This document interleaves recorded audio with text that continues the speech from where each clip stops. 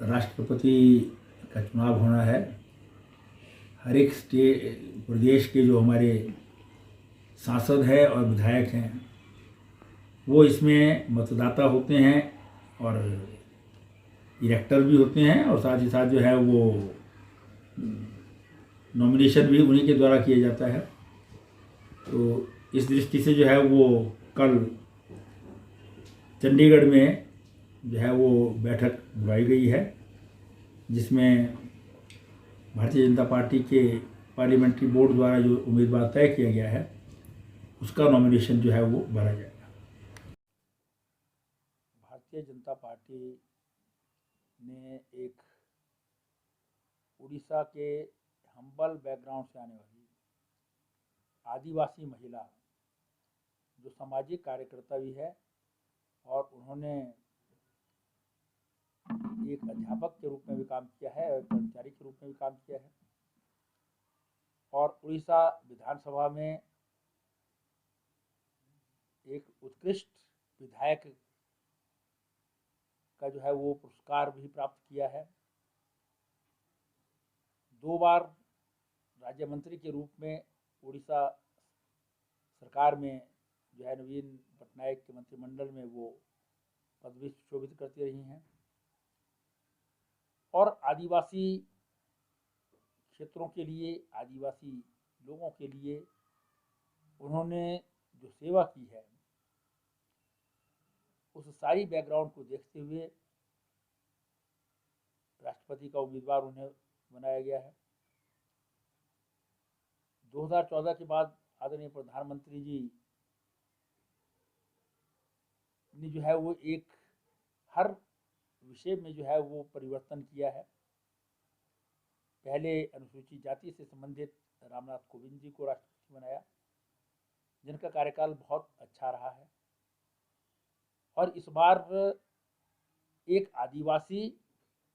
और महिला उनको जो है वो राष्ट्रपति के रूप में जो है वो उम्मीदवार बनाया है,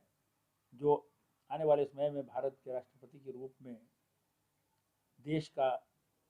नेतृत्व करेंगे। मैं समझता हूँ कि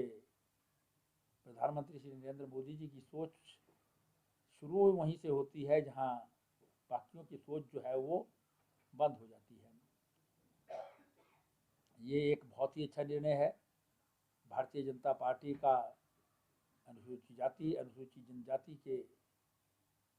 लोगों के बीच जो है वो बहुत अच्छा जो है वो काम भी है, और देश में सभी प्रकार के जो लोग हैं, अलग अलग समुदाय हैं, ट्राइबल्स हैं, यहाँ पर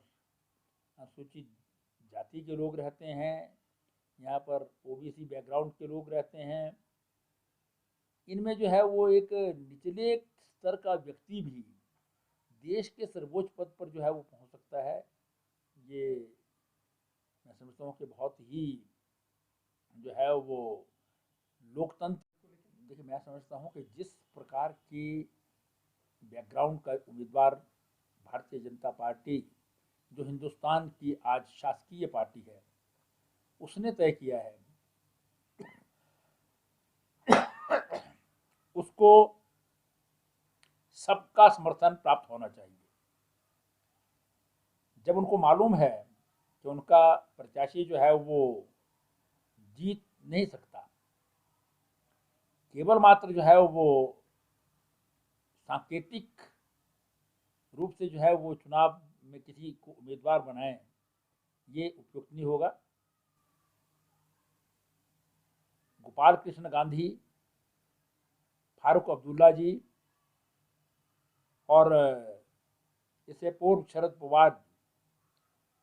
इन सब ने जो है वो